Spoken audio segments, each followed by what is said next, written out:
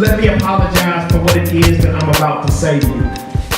Because normally as gentlemen, there would be no reason that we would come and speak this way to you, but we have sat quietly by and watched other dudes lie when all you wanted you to do was say the truth. Spit lines that they think will allow them to have their way with you. Confuse the fact that you have game as an invitation to play with you. Do what they think needs to be done just so that they can lay with you, and at the same time they're already trying to come up with their excuse as to why they gotta get up early in the morning and can't stay with you. Too busy watching Love Jones trying to be that brother to the night to spend the day with you. Claiming to worship the ground that you walk on, yet they look perplexed when you ask for them to pray with you because their approach is predictable. See, they're at the bar trying to purchase your emotions with mixed liquor. Bragging that they make 6 figures, claim that their sticks bigger, that they can lick your lips quicker, but it figures. Because a man that lacks substance must make claims that he can't substantiate. While a real man just is, how by definition we can't be fake. You see, we're not trying to get you in bed, but instead we're asking, why can't we wait? Because we know that that day's been predetermined and we can't be fake. Besides, we know that we're patient. The day will come when we'll be able to hit it from the back so hard that you can't see straight. Shout out to my man right there. That's his getting hit from the back so hard you can't see straight. See him after the pause, and he will take care of that for you. But if we allow this to happen now, we can be lovers, but we can't be mates. So instead, we would much rather wait so we can have the kind of love that only He creates. Want us to have a bond so tight that we are able to gaze each other's eyes after it's over and say, damn, ain't we great?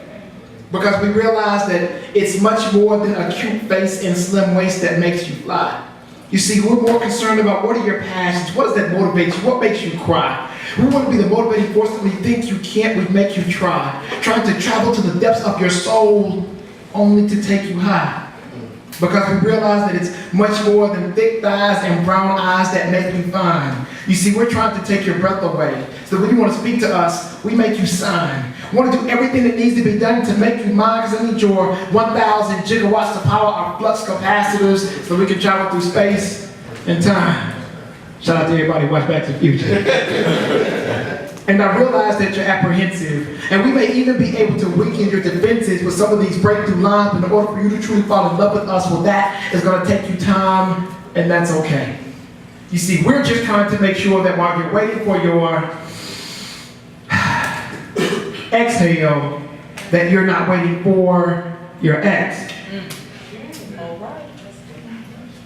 Hey, trying to keep that dude around you that you know is no good only makes it more difficult for the next meal. And I know that you're looking at us thinking that we're nice guys, particularly when you get home, you hope that other dude hits you on your iPhone, BlackBerry, or Nextel, but we all know that he won't because he's too busy hitting the next tail.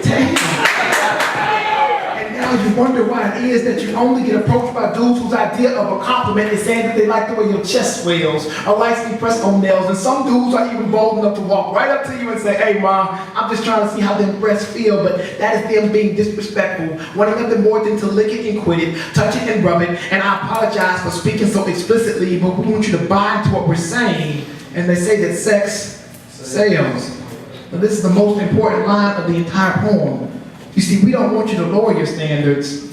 We just want to make sure that you have some. Because we want to take a chance on this level. We don't want to suffer for the things that other dudes have done. Because I know that you've been praying to God for a good man because he spoke to us and told us that you times you have one. But we'd be lying if he said when it came to issues I have none. I mean, look at me.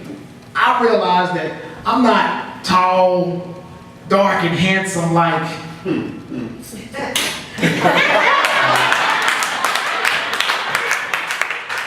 like Morris Chestnut. I look in the mirror every day and wish I had a little less guts. With trade-in jeans and tennis shoes and sometimes dress up, and when I mess up, I wish that I wouldn't lie about it, that I would just fess up. But guess what? When I write a list of priorities in my life after God, there is just us. And the only thing that we're ever going to ask you is just love. The only thing you're ever going to give to me is just love. So I'm asking you to trust, love, trust me.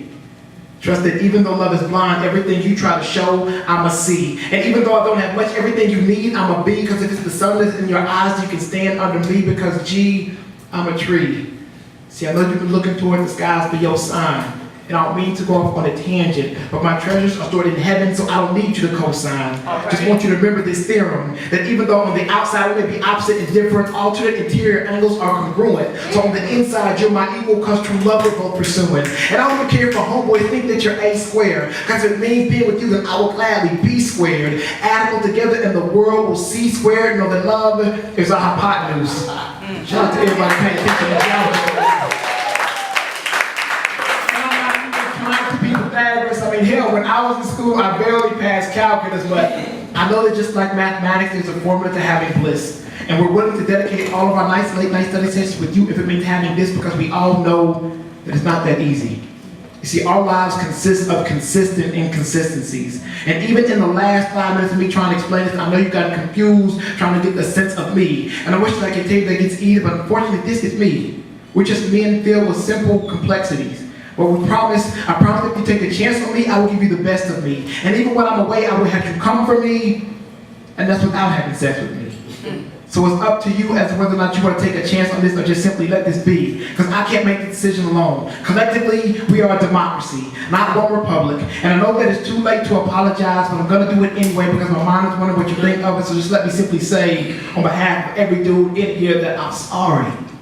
I'm sorry for the things that I felt the need to say to you. Because normally as gentlemen, there would be no reason that we would come and speak this way to you, but if we just say that chivalry is alive, you would think that we're alive, so I'm going to go ahead and just say the truth. That we do want to lay with you. We do want to have our way with you, but we also want to pray with you and spend the rest of our days with you. So just take our hand, accept our apologies, and make what we say the truth. Thank you, I appreciate that.